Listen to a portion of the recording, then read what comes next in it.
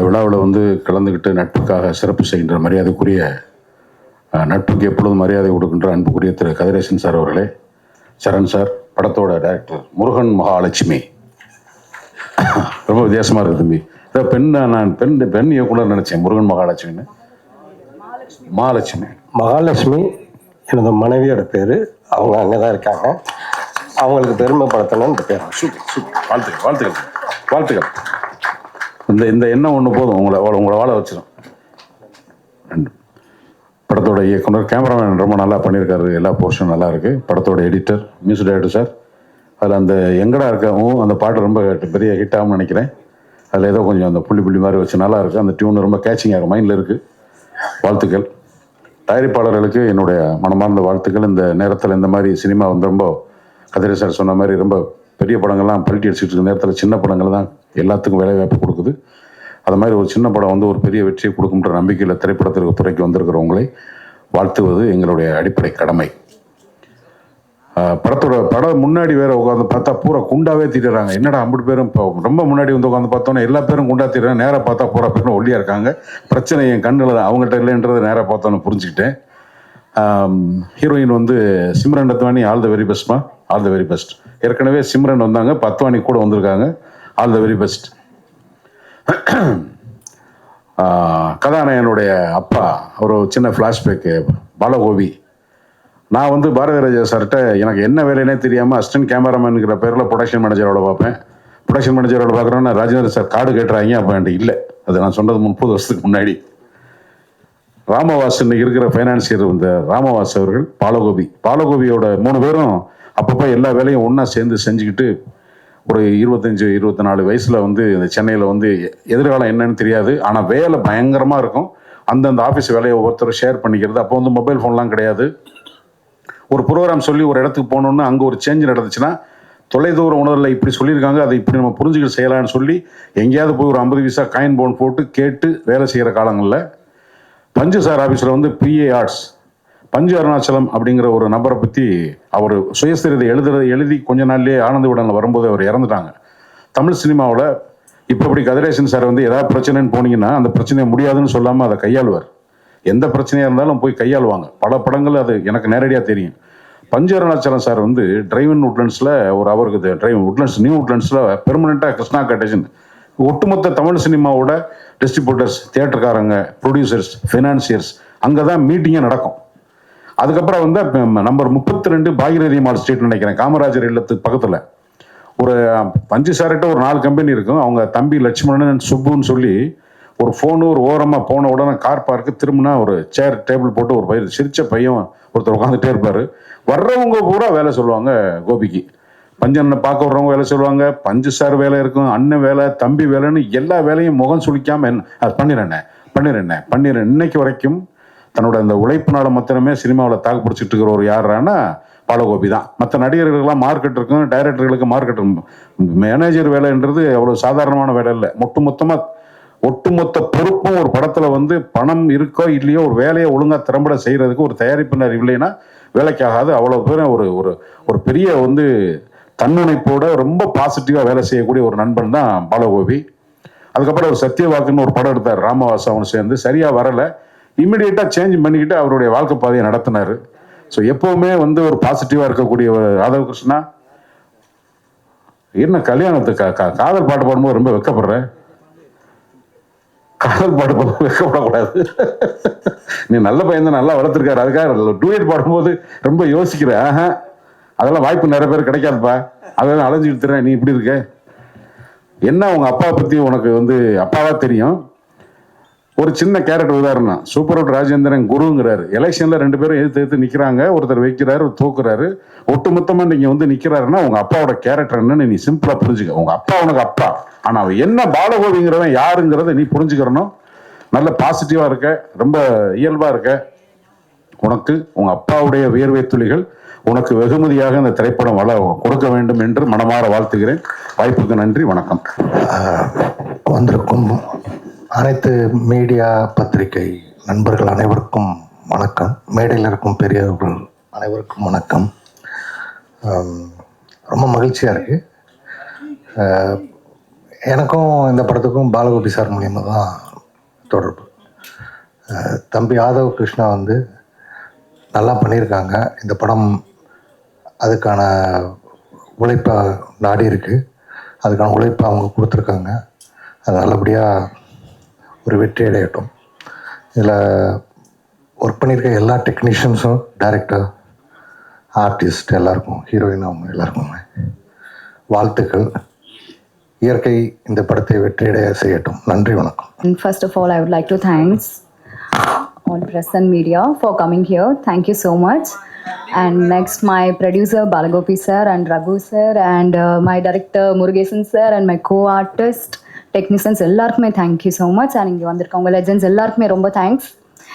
Movie நல்லா வந்திருக்க சொல்கிறாங்க. எனக்கு என்ன சொல்கிறது தெரியல, ரொம்ப எக்ஸைட்டாக இருக்கு. ப்ளீஸ் எல்லாருமே தியேட்டரில் பார்த்துட்டு சப்போர்ட் பண்ணுங்க. Thank you so much. வருகை தந்திருக்கும் producers, managers, friends and family, press and media எல்லாருக்கும் என் மாலை வணக்கம். ஃபர்ஸ்ட், இந்த எல்எஸ்எஸ் படத்துக்கு என்னை வந்து காஸ்ட் பண்ணுறதுக்கு முக்கியமான காரணம் நம்ம ஜோன் சாரும் நம்ம ரகு சாரும் தான். முதல்ல அவங்க வந்துட்டு டிசைட் பண்ணலான்னா எனக்கு இந்த மாதிரிலாம் கிடச்சிருக்கு, இந்த மேடையே கிடச்சிருக்காது. ஸோ என்னோடய ஃபர்ஸ்ட் தேங்க்ஸ் அவங்களுக்கு தான்.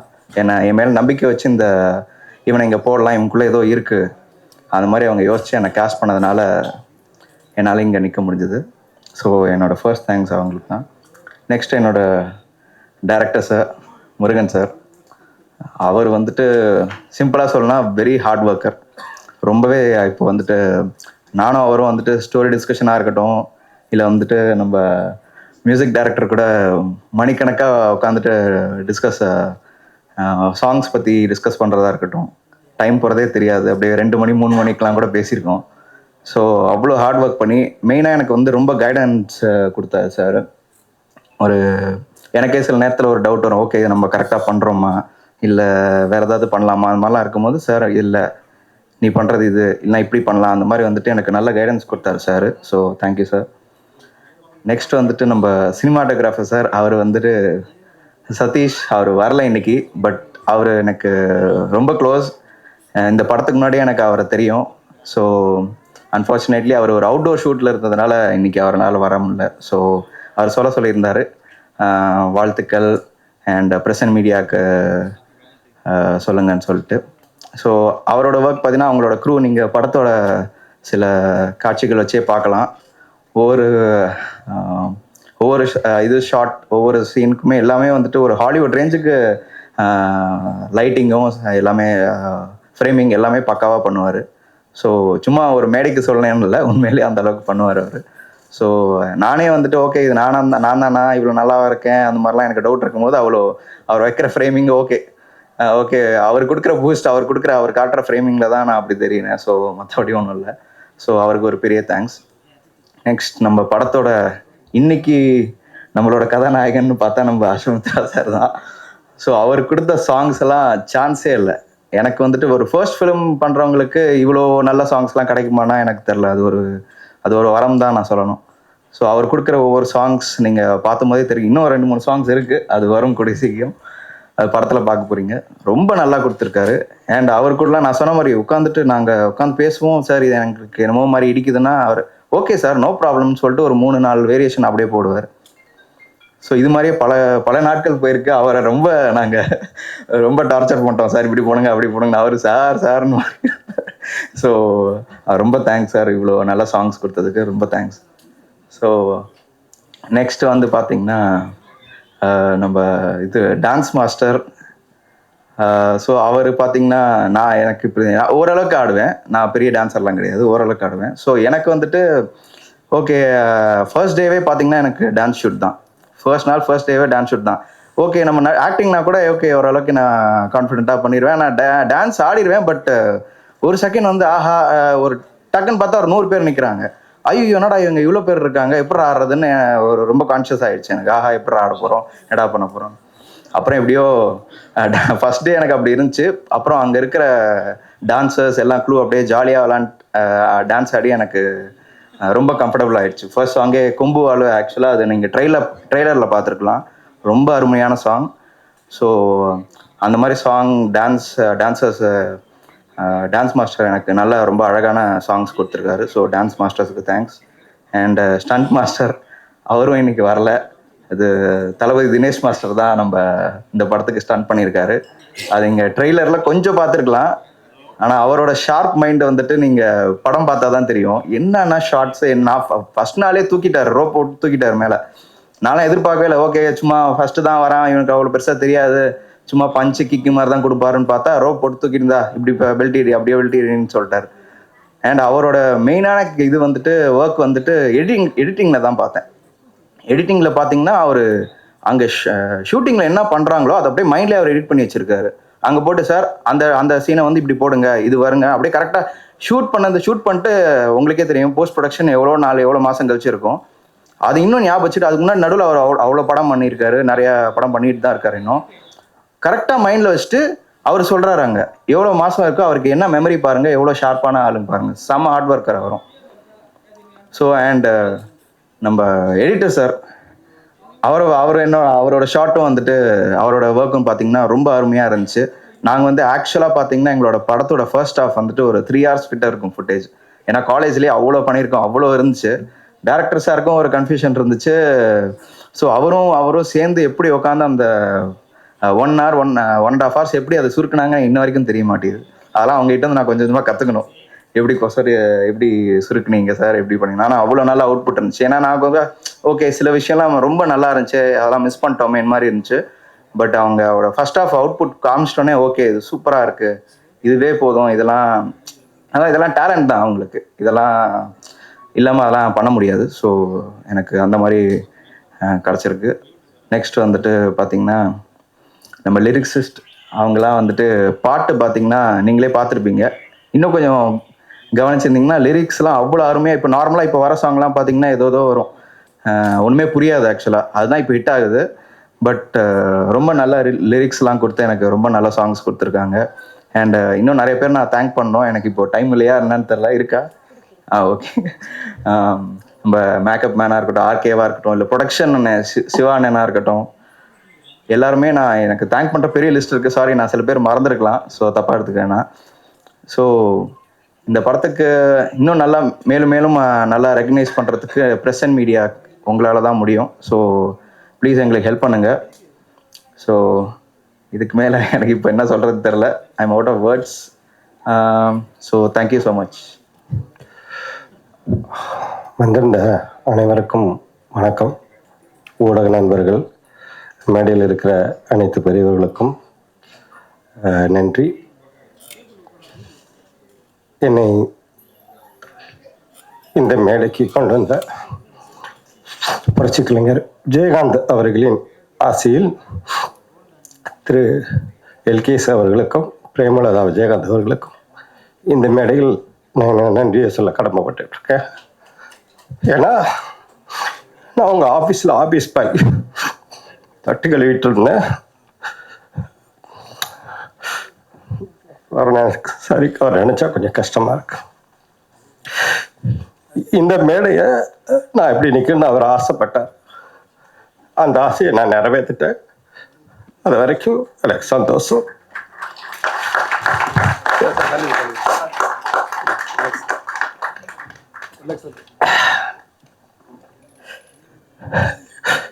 எனக்கு என்ன சொல்றது தெரியல.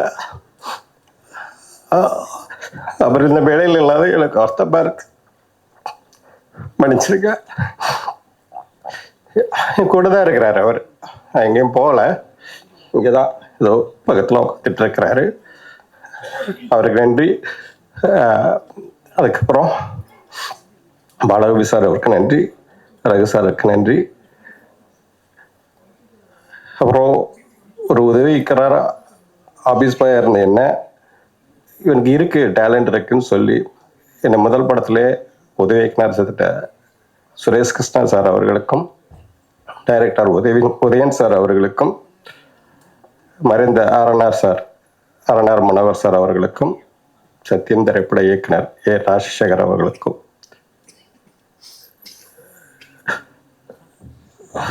என்னோட டேலண்ட்டை கொண்டு போன மறைந்த மேனேஜர், ஏன்னா அவங்க இல்லைன்னா நான் அந்த மேடையில் கிடையாது.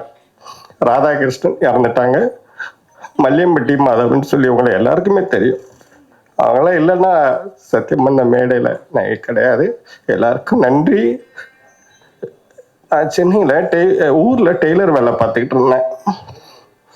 அப்போ சின்ன சின்ன கதைகள்லாம் நாடகம் இதெல்லாம் எழுதும்போது எங்கள் அப்பா நாடகத்தில் நடிப்பார். அவரை பார்த்து பார்த்து எனக்கு நடிக்கணும் அப்படின்னு ஒரு ஆசை இருக்கும். அப்புறம் நான் எங்கே நடிக்கிறது இருக்கும்போது நானே பசங்களை வச்சு கதைகள்லாம் எழுதி சின்ன பசங்களை வச்சு நாடகம் போட்டுக்கிட்டு இருந்தேன். அப்படி இருக்கும்போது என்னோட இதை பார்த்து எல்லாரும் சென்னைக்கு போய் சினிமா வேலை ஏன்டா பார்க்குற இங்கே இருன்னு சொல்லுவாங்க.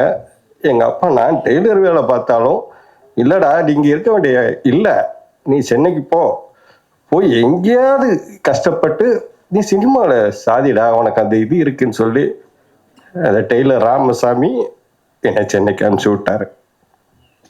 இங்கே வந்து நான் இருந்த இடம் இதய தெய்வம் புரட்சிக்கலைஞரோட அலுவலகத்தில் ஆபீஸ் பாயா.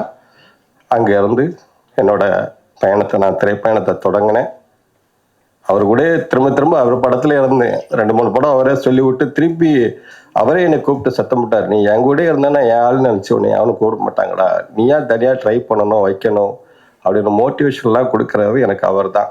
இன்ன வரைக்கும் அந்த வீட்டுக்கு கதவை தட்டாமல் போகிற ஆளில் நான் ஒரு ஆள். இதை வெற்றியெல்லாம் எல்கே சுதீஷ் சார் அவர்களுக்கு ரொம்ப பங்கு இருக்கு. நான் அவங்களுக்கு இந்த இடத்துல நன்றியை சொல்லிக்கிறேன். அப்புறம் இந்த படத்தின் விழா நாயகன் அசுமித்ரா சார் அவர்களுக்கு எனது முக்கிய நன்றி. ஆதவ் கிருஷ்ணா சொன்ன மாதிரி தான், ஆதவ் கிருஷ்ணா வந்து நாங்கள் தம்பி ஃப்ரெண்டு அப்படி தான் இருந்திருக்கோம். எங்கள் 2 பேருக்குள்ள பாண்டிங் பயங்கரமாக இருக்கும். நாங்கள் அடிக்காத லூட்டி கிடையாது, நாங்கள் பண்ணாத கிண்டல் கிடையாது, எல்லாமே பண்ணுவோம்.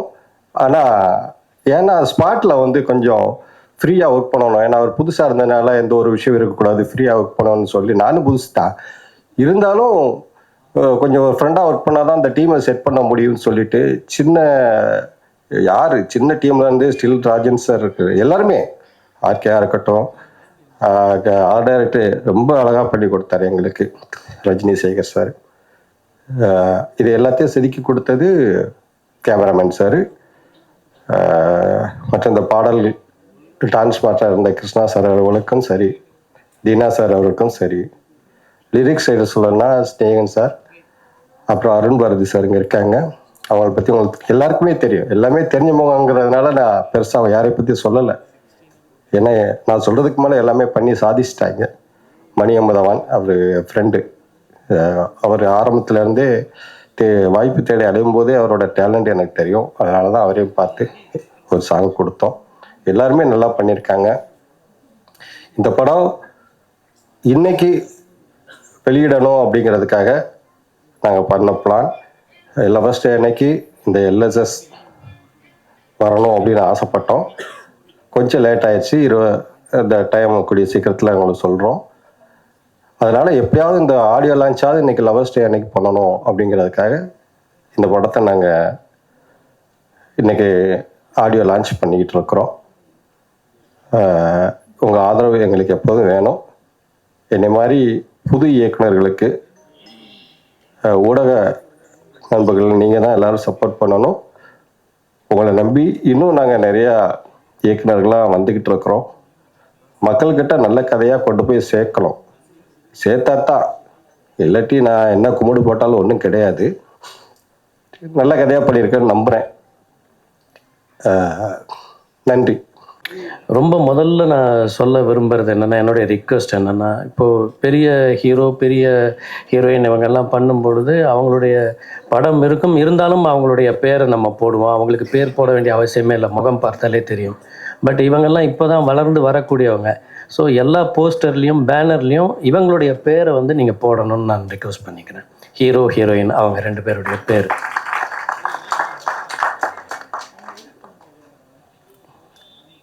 எனக்கு இந்த இந்த படத்தில் வந்து எனக்கு வந்து ஒரு லிரிக் ரைட்டராக ஒரு வேஷம் கிடச்சிருக்கு, அப்படி தான் சொல்லணும். நான் இதுக்கு முன்னாடி என்னுடைய வட்டாரம் படத்தில் வந்து யார் தருவார் இந்த அரியாசனம்ங்கிற பாட்டை நான் எழுதினேன். அதுக்கப்புறம் நான் எதுவும் எழுதலை. ஏன்னா என்னுடைய எல்லா படங்களுக்கும் வந்து கவி பேரரசு வைரமுத்து சார் அவர்கள் தான் வந்து எழுதுவாங்க. அவுகத் மகேந்திரன் வந்து எனக்கு ரொம்ப நாளாக தெரியும். அவர் ரொம்ப துடிப்பான ஒரு இளைஞர். அவர் ரகுமான் சார்கிட்ட அவங்கக்கிட்டலாம் இருந்திருக்கிறாரு. அவருக்கு ஒரு விஷன் இருக்குது. ஸோ அவரோட பழகும் பொழுது அவர் என்கிட்ட சொன்னார், இந்த மாதிரி ஒரு பாட்டு கொஞ்சம் ஒரு ஒரு கலோக்கியலான ஒரு சாங் வேணும் அப்படின்னாரு. சரி, எனக்கு வந்து அது ஒரு வாய்ப்பாக எடுத்துக்கிட்டு அதை எழுதினேன். அது வந்து கரண்ட்டில் இருக்கிற ஒரு சிச்சுவேஷனும் ப்ளஸ் வந்து அதுக்கு பின்னாடி என்ன இருக்கணும் அப்படிங்கும் பொழுது நான் இதில் வந்து 1900 சென்னை உருவாயிட்டு இருந்த அந்த நேரங்களில் வந்து உங்களுக்கு பிளாக் டவுனில் வந்து வார்த்தைகள் வந்து புழக்கத்தில் இருந்துச்சு. அதாவது அந்த வார்த்தைகளுக்கு உண்டான அர்த்தம் அகராதி எல்லாமே இருக்குது. அந்த மாதிரி ஒரு வார்த்தைகளை வந்து இதில் வந்து பின்னணியில் வச்சா நல்லாயிருக்கும் அப்படின்னு சொல்லிட்டு அது கொஞ்சம் ரிசர்ச் பண்ணி அந்த வார்த்தைகளெல்லாம் எடுத்து கோர்த்து இந்த பாட்டு வந்து இது பண்ணேன். இது ப்ரொமோஷனல் சாங் தான். இதை வந்து அக்செப்ட் பண்ணிக்கிட்ட இந்த படத்தின் இயக்குனர், தயாரிப்பாளர், அந்த அஸ்வமித்ரா இசையமைப்பாளர் அவங்களுக்கும் வந்து என்னுடைய நன்றி. அதே மாதிரி இந்த வாய்ப்பு கொடுத்த அவுகத் அவர்களுக்கும் என்னுடைய நன்றி. இந்த மேடைக்கு வந்திருக்கக்கூடியவங்கள்லேருந்தே உங்களுக்கு தெரியும் இது வந்து அது எந்த மாதிரியான ஒரு ஒரு அழகான கோர்ப்பு இந்த இடத்துல இருக்குது, இந்த மேடையில் இருக்குது. எல்லாருமே ஒரு பெரிய ஜாம்பவான்கள் இங்கே இருக்கிறது. அவங்களுடைய ப்ரெசன்ஸ் வந்து இந்த படத்துக்கு வந்து ரொம்ப அவசியம். அண்டு டைரக்டரோட நேம் வந்து நல்ல ஒரு வித்தியாசமான பேராக இருக்குது. இந்த வித்தியாசமான பேரெல்லாம் வந்து ரொம்ப இமிடியேட்டாக கவனிக்கப்படும். இந்த படம் வரும் பொழுது அவருக்கு உண்டான ஒரு அடையாளம் வந்து ரொம்ப பெருசாக கிடைக்கும் அப்படின்னு என்னுடைய எதிர்பார்ப்பு. இந்த புதிய ஹீரோ அண்டு அவங்க சிம்ரன் அத்வானியா ஆல்ரெடி பண்ணியிருக்கீங்களா படத்தில்? பண்ணியிருக்கீங்க, ஓகே. இந்த பொண்ணுடைய கண் ரொம்ப அழகாக இருக்குது. இந்த கண் நிறைய பேசுது. அவங்க இன்னும் நிறைய படங்கள் பண்ணணும். அதே மாதிரி ஒரு ஹீரோ, அவங்க பேர் ஆதவ், ஆமாம் ஆதவ் கிருஷ்ணா. ஆதவ் கிருஷ்ணா, இப்போ நான் உங்கள் பேர் என்னன்னு கேட்ட மாதிரி அடுத்த தடவை யாருமே கேட்க மாட்டாங்க. ஆதவ் கிருஷ்ணான்னா எல்லாருக்கும் தெரியும். அந்த மாதிரியான படங்கள் வந்து நீங்கள் வந்து மேன்மேலும் நிறைய பண்ணணும். உங்கள் ஃபேஸில் வந்து ஒரு சின்ன குறும்பு தெரியுது, அது கொஞ்சம் புதுசாக இருக்குது. த்ரூ அவுட் தி மூவி நான் அந்த இதிலெல்லாம் பார்க்கும்போது அந்த குறும்பு கொப்பளிக்கிற ஒரு முகம் அப்படின்னு சொல்லுவாங்க இல்லையா, அந்த மாதிரியான ஒரு தனித்துவம் வாய்ந்த ஒரு முகம் இருக்குது. உங்களால் ஒரு நெக்ஸ்ட் டோர் பாய் அப்படிங்கிற அந்த இது வந்து திறம்பட செய்ய முடியும். ஸோ இந்த மாதிரி நிறைய படங்கள் நீங்கள் பண்ணணும். இந்த தயாரிப்பாளர்கள் வந்து மேன்மேலும் நிறைய படங்கள் பண்ணணும்னு வாழ்த்துறேன். எல்லோருக்கும் நன்றி, வணக்கம்.